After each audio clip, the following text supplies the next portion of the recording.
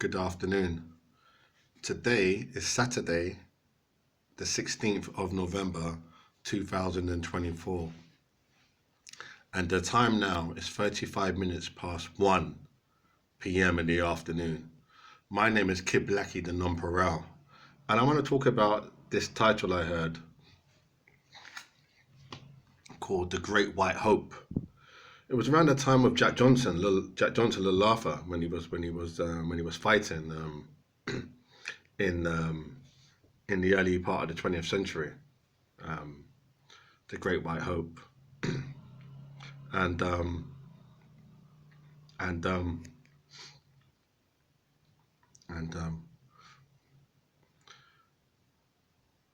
I think the Great White Hope, the term is racist and evil. Personally, as Kid Blackie, I think it's racist and evil because I know the story about what happened when he was alive. Jack Johnson, the laugher, when he was alive, and they claimed that no white man could be found in the United States of America. I don't know if they're talking about all the whole of the world. Maybe just in Stars and Stripes. There was no white man. I call Stars and Stripes the US. Maybe there was no man in the Stars and Stripes, no white Caucasian man in the Stars and Stripes to defeat Jack Johnson. Now, maybe that was true. Because obviously he's the world champion. So if he's at that height, like look at the screen, yeah, the mobile phone screen, yeah, follow me. So look, if he's at the highest level there, if you're the world champion, then obviously it doesn't matter what the color is. Everybody's beneath you, isn't it? You've assumed that highest level. So you're the world champion in pugilism. So it doesn't matter whether that this champion is black or orange or purple. He's at the highest level. So all the black, the Chinese, you know what I mean?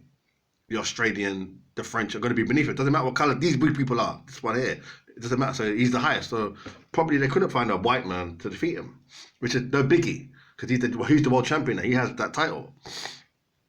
It's like Anthony Joshua when he was champion.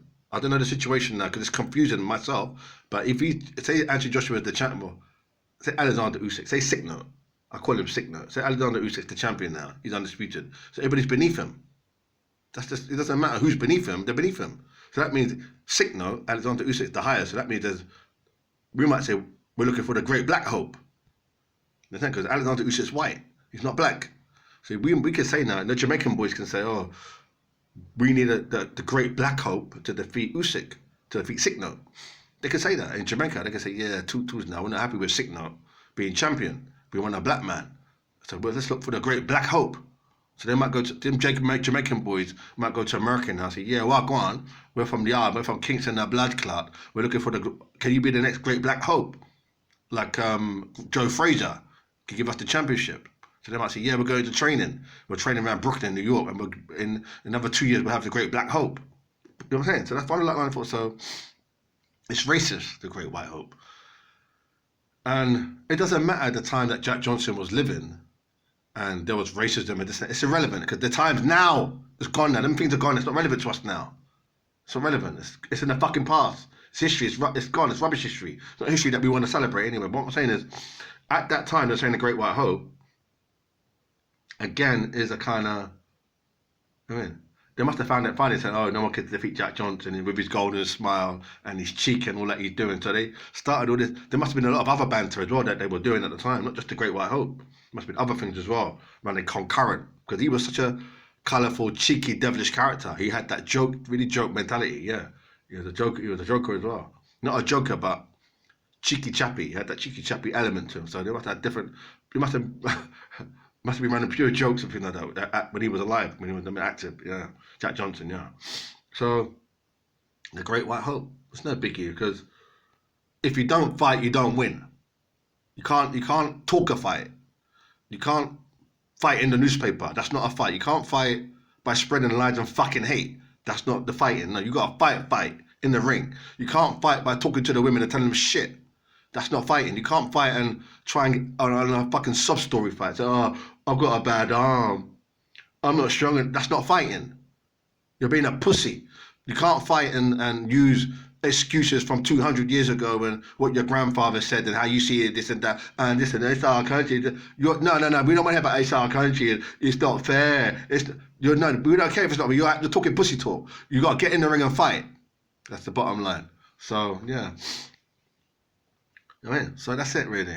So the Great White Hope, that title was racist, and I don't support it at all. So I don't know why they were going on with that, but I understand it because Jack Johnson was a cheeky devilish character. He had a real, he was one of them black people who had a joie vie for life. He enjoyed his life.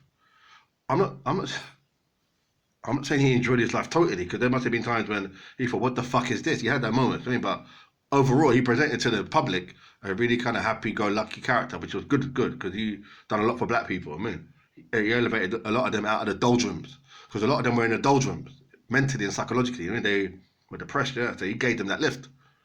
Yeah, so that's good for them in Stars and Stripes. It was good for them in Stars and Stripes because what I heard was going on them days, like in 1895 and like in the 1900s, what they were going through. They were depressed, so he helped them. He gave them this kind of confidence. You see, like black people now have got this confidence. Now they'll chat to you, they'll talk to you, and talk back, and innit. You know, black people now, you can't get cheeky with them because they'll run a line again. They'll say one-liners or they'll tell you, oh man, this and that. And that. That's but back in the day, 200 years ago, it wasn't like that. You could walk. I'm saying it was different then. Black people were more gentle. They were more not cowardice, but I mean, you could do whatever, man, things like that. Yeah, so they're more stronger now. Anyway, so that's the video. Thanks a lot.